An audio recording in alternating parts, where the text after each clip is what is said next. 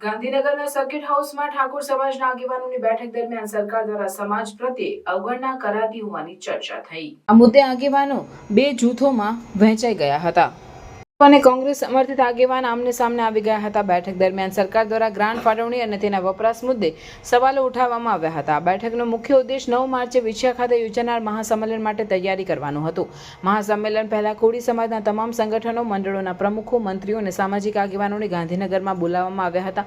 આજે Gandhinagar sector 20માં circuit house ખાતે બેઠક યોજાઈ હતી। બેઠક દરમિયાન ઠાકોર સમાજના આગેવાનો વચ્ચે સરકારની નીતિઓ અને ગ્રાન્ટ ફાળવણી અંગે મતભેદો જોવા મળ્યા હતા। ભાજપ અને કોંગ્રેસ સમર્થિત આગેવાનો વચ્ચે ચર્ચા ગરમાઈ, જેનાથી બેઠકમાં બબલની સ્થિતિ સર્જાઈ।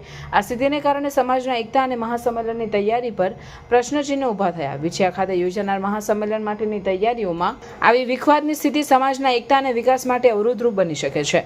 આથી આગેવાનો વચ્ચે સમન્વય અને સહકાર જરૂરી છે, જેથી મહાસંમેલન સફળ બની શકે અને સમાજના પ્રશ્નોનું નિરાકરણ થઈ શકે।